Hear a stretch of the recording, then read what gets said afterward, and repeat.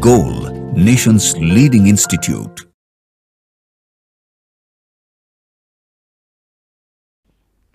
Hello dear students, myself Saurabh Kumar, Chemistry Faculty, Goal Institute. I am going to discuss organic chemistry part of AITS Main Test 9. इस paper में आपको organic chemistry से question थोड़ा कम दिया गया था। ज़्यादातर क्वेश्चन जो था वो इनऑर्गेनिक और फिजिकल केमिस्ट्री से लिया गया था, लेकिन जो भी क्वेश्चन ऑर्गेनिक केमिस्ट्री के हैं इंपॉर्टेंट हैं और कॉन्सेप्चुअल है, नीट के पैटर्न पे हैं। ठीक है, तो देखते हैं क्वेश्चन नंबर 62। इसमें आपको कह रहा है the attachment of NO2 group at the given position in the given reaction can be explain on the basis of. Important है, कॉन्सेप्चुअल है। इसका मैकेनिज्म सबसे पहले आपको मालूम होनी चाहिए कि नाइट्रेशन जब हम लोग कर रहे हैं तो mechanism ESR electrophilic substitution reaction होगा और नाइट्रेशन के केस में इलेक्ट्रोफाइल NO2+ होता है। अब ये NO2+ कहां अटैक करेगा वो किस बात पे डिपेंड करता है आपको पता है।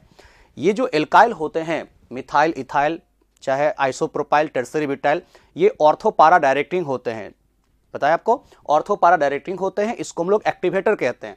लेकिन ये मिथाइल के रिस्पेक्ट में ऑर्थो पे क्यों अटैक कराया है NO2+ को? तो बच्चों देखो, ये जिसमें आपको अल्फा HP होता है एल्काइल में, वो अल्फा H वाला एल्काइल हाइपर कंजुगेशन के साथ साथ +I भी शो करते हैं। तो ये जो मिथाइल है इसके पास अल्फा H का नंबर कितना है? 3।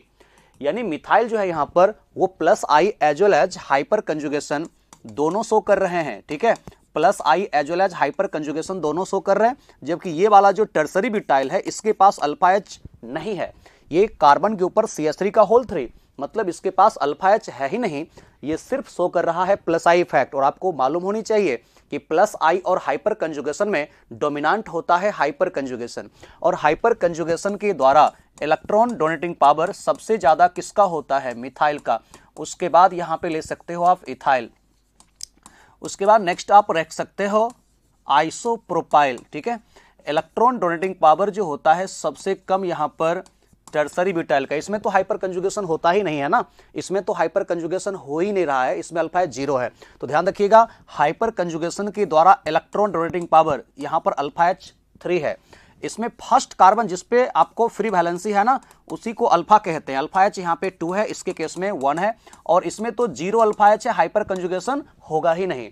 तो हाइपर कंजुगेशन डोमिनेंट होता है +I के ऊपर, और याद रखिएगा हाइपर कंजुगेशन के द्वारा इलेक्ट्रॉन डोनेटिंग पावर सबसे ज्यादा होता है मिथाइल का। लेकिन अगर मैं +I की बातें करूं तो +I के द्वारा इलेक्ट्रॉन डोनेटिंग पावर सबसे ज्यादा होता है टर्सरी ब्यूटाइल का, उसके बाद होता है यहां पर आइसोप्रोपाइल का, उसके बाद नेक्स्ट होता है इथाइल का, और सबसे कम इलेक्ट्रॉन डोनेटिंग पावर होता है मिथाइल का। अगर आप यहां पे ले लेते हो +I तो आप गलत हो। ठीक है, मिथाइल का हाइपर कंजुगेशन का इफेक्ट यहां पर क्या करेगा? ऑर्थो पे इलेक्ट्रॉन डेंसिटी को ज्यादा बढ़ाएगा, यानी उसका एक्टिवेटिंग पावर ज्यादा होगा। तो आपको ध्यान रखना इस बातों को। तो आंसर हो जाएगा इसमें फर्स्ट रेजोनेंस इफेक्ट तो होगा नहीं, क्योंकि मिथाइल और टर्सरी ब्यूटाइल है।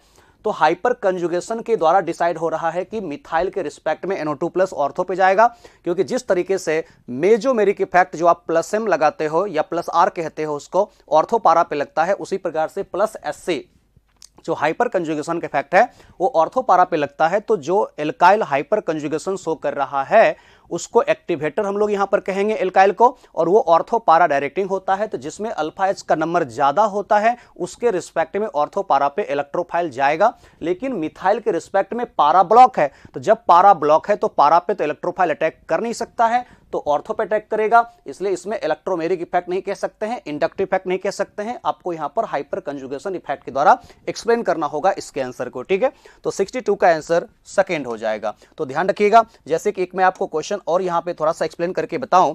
रेट ऑफ ESR अगर पूछता है स्टूडेंट, अगर यहां पर इस तरीके से क्वेश्चन हम लोगों को दिया, जिसमें कि यहां पर एक दे दिया टॉलिन, और नेक्स्ट इसमें इस बेंजीन के साथ अटैच कर दिया है इथाइल, नेक्स्ट हम लोगों को इस बेंजीन रिंग के साथ दिया हुआ है आइसोप्रोपाइल। ठीक है, ये हो गया थर्ड।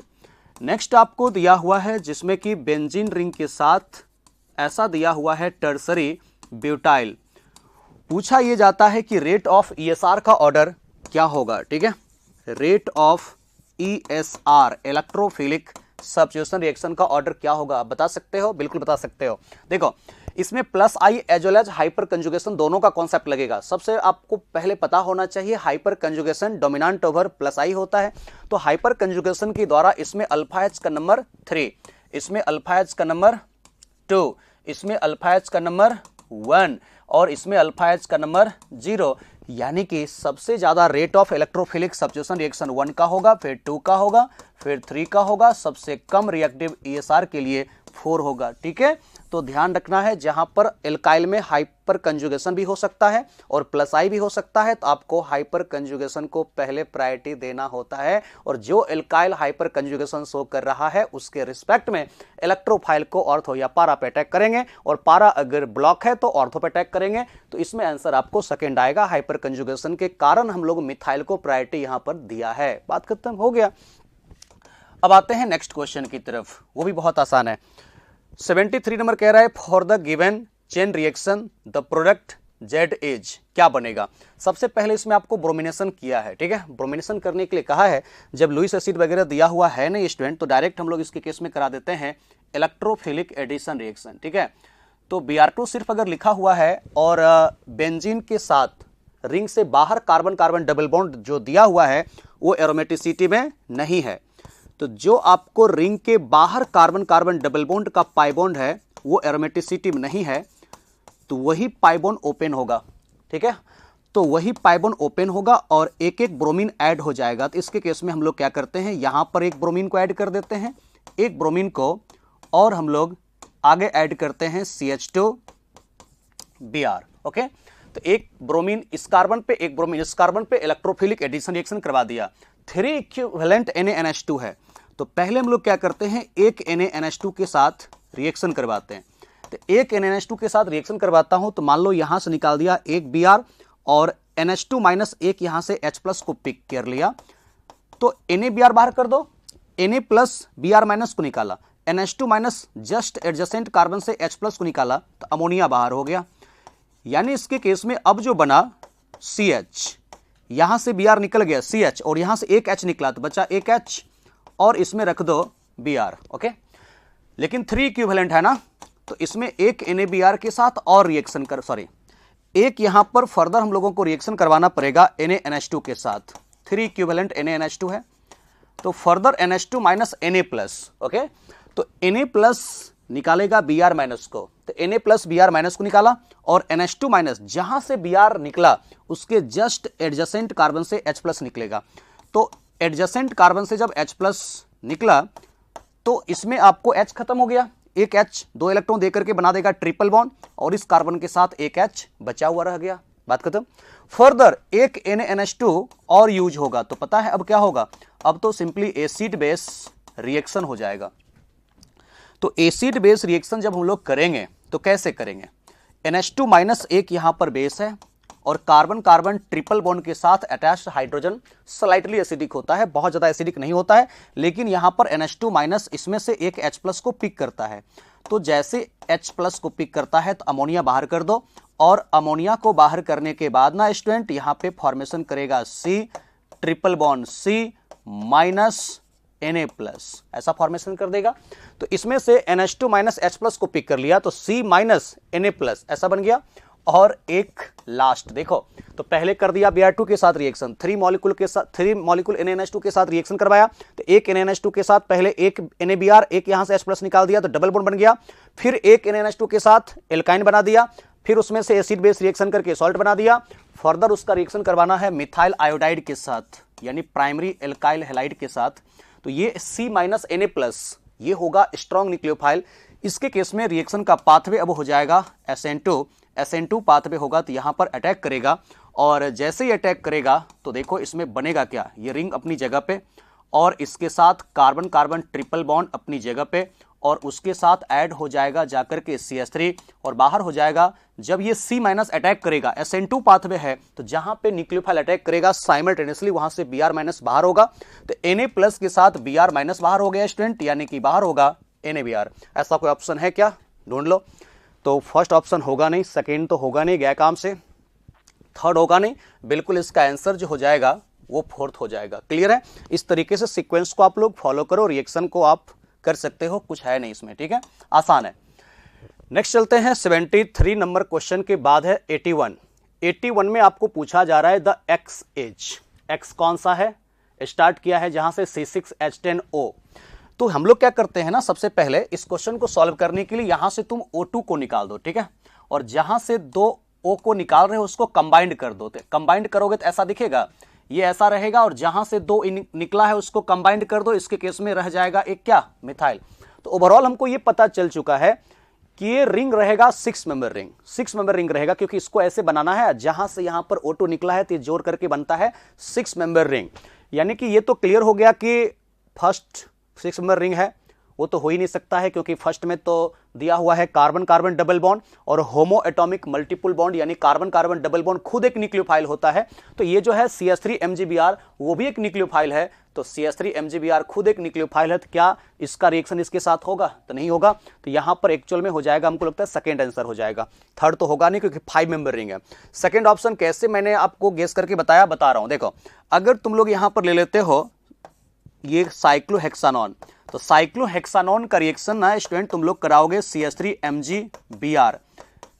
CH3MgBr हो गया यहां पर न्यूक्लियोफाइल ग्रेनाड एजेंट। इसके केस में मैकेनिज्म होता है न्यूक्लियोफिलिक एडिशन रिएक्शन। तो न्यूक्लियोफिलिक एडिशन रिएक्शन कराओगे तो ये O- ओपन हो जाएगा, और जैसे तुम लोग O- को ओपन करोगे तो कुछ इस तरीके से हम लोगों को दिखेगा स्ट्रक्चर। इसमें O- के ऊपर जाएगा MgBr प्लस, और इसके साथ ऐड कर देता हूं CH3 को, ओके। और अब जो बना उसका करना है एसिडिफिकेशन, तो इसलिए H3O प्लस लिखा हुआ है। तो H3O प्लस का H प्लस, एक H प्लस O- के साथ ऐड होगा, तो जैसे ही O- के साथ ऐड होगा तो कन्वर्ट हो जाएगा OH में, ये बन गया टर्सरी एल्कोहल। अब ये टर्सरी एल्कोहल बना, तो देखो हम लोग इसको X मान लेते हैं, ग्रेनाड एजेंट के साथ रिएक्शन करवा दिया, तो Y जो बना वो ये टर्सरी एल्कोहल बना। उसका फर्दर क्या करना है, कॉन्संट्रेटेड सल्फ्यूरिक एसिड के साथ हीट करना है। तो जैसे तुम कॉन्संट्रेटेड सल्फ्यूरिक एसिड के साथ हीट करते हो स्टूडेंट, यहां पे डिहाइड्रेशन रिएक्शन होगा E1 पाथवे के द्वारा, E1 पाथवे होगा, हीट करोगे तो OH- यहां से निकलेगा, और बगल में से सेटजेप्स रूल के मुताबिक जस्ट बगल वाले कार्बन से H+ को निकाल दो। तो इसके केस में आपको दिखेगा ये अब कार्बन कार्बन डबल बॉन्ड, और यहां पे क्या रह गया, मिथाइल। ये जो हम लोगों को बना जेड मेजर, क्योंकि अगर मिथाइल से निकाल देता H+ तो वो हो जाता माइनर, सेटजेप्स रूल के मुताबिक मेजर प्रोडक्ट, ये बन गया जेड। उसके बाद हम लोगों को करना है इसका ओजोलाइसिस करना है O3 और zinc in the presence of water, इसको कहते हैं रिडक्टिव ओजोलाइसिस। तो रिडक्टिव ओजोलाइसिस करने के लिए क्या करना पड़ता है, जो भी कार्बन कार्बन डबल बॉन्ड दिया हुआ है उस कार्बन कार्बन डबल बॉन्ड को ब्रेक करना होता है, और ब्रेक करने के बाद दोनों साइड एक एक ऑक्सीजन को रख देते हैं, और जो बना उसको लिख दो। तो देखोगे क्या बनता है, ऊपर आपको दिखेगा इस तरीके से CH3, उसको लिख देता हूं, ठीक है।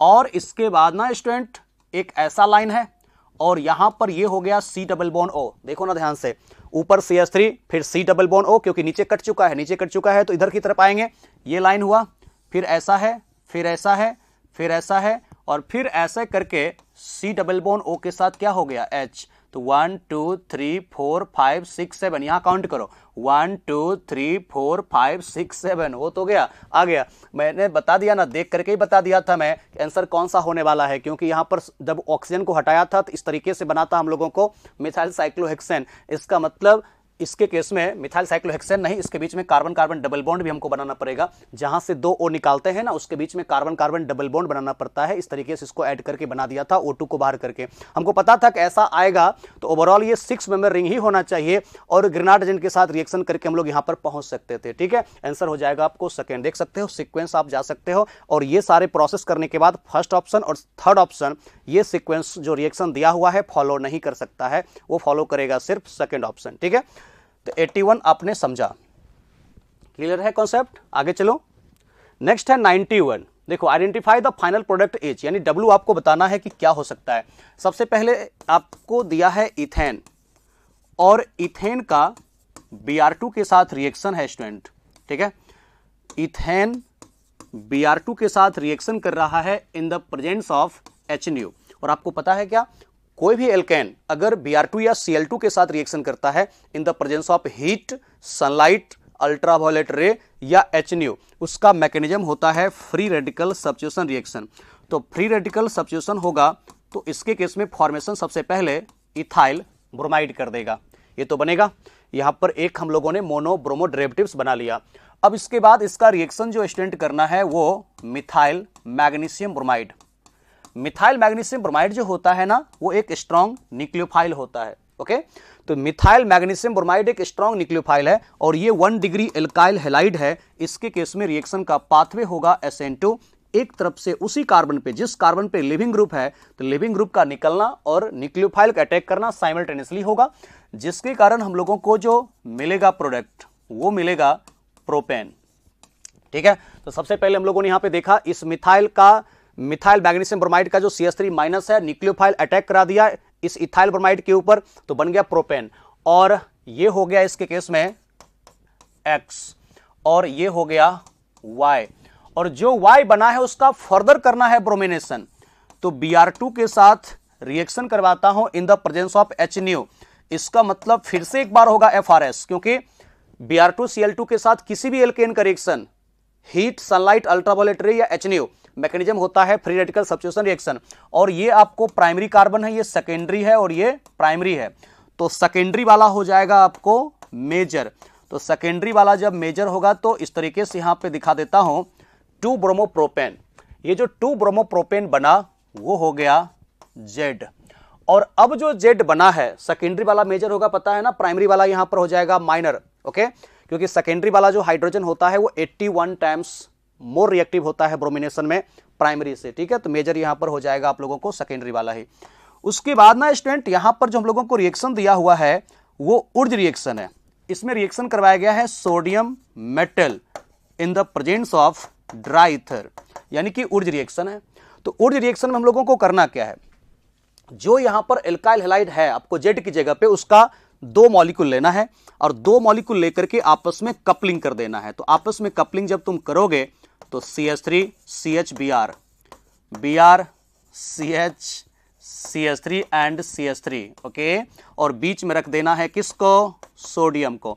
तो बीच में सोडियम को रख देंगे और ऐसा ऐसा 2 मॉलिक्यूल लेकर के आपस में कपलिंग कराएंगे स्टूडेंट। तो 2NaBr को हमने कर दिया बाहर। 2NaBr को बाहर करने के बाद कोई ऐसा ऑप्शन मैच कर रहा है क्या, CH3 CH CH3 और फिर CH3 and CH3, 1 2 3 4 2 3 dimethyl butane, ये ऑप्शन नंबर 4।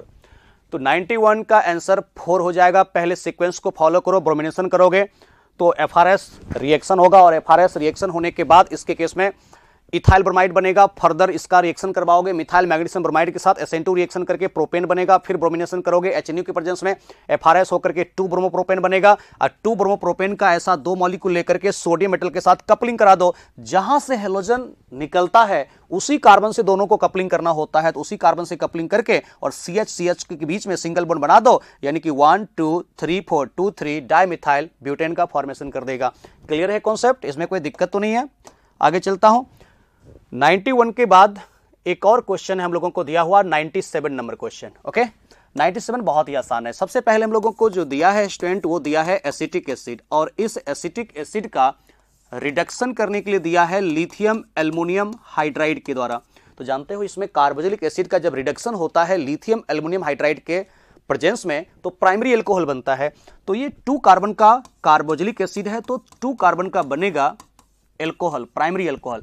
और इस इथाइल अल्कोहल का SOCl2 के साथ जब रिएक्शन होता है तो SOCl2 के साथ जब तुम रिएक्शन कराते हो तो OH को रिप्लेस करता है, और OH को रिप्लेस करके यहां पे आता है क्लोरीन, साथ में SO2 गैस निकलता है, साथ में HCl निकलता है। ठीक है, और आप जानते हो बेस्ट मेथड होता है एल्कोहल से एल्काइल क्लोराइड बनाने का। और अब जो बना इथाइल क्लोराइड, इसका रिएक्शन फर्दर हम लोग करा देते हैं AgCN के साथ। तो बच्चों आपको पता है ना, सिल्वर और कार्बन के बीच में यहां पर हो जाता है कोवलेंट बॉन्ड, इसलिए कार्बन से अटैक इसमें नहीं होता है। AgCN के साथ अगर रिएक्शन होता है तो नाइट्रोजन से लिंकेज होता है, और जब नाइट्रोजन से लिंकेज होगा तो इथाइल आइसोसाइनाइड का फॉर्मेशन करेगा। इसलिए फर्स्ट ऑप्शन तो होगा नहीं, क्योंकि एल्कोहल दे रहा है, वो तो गया काम से।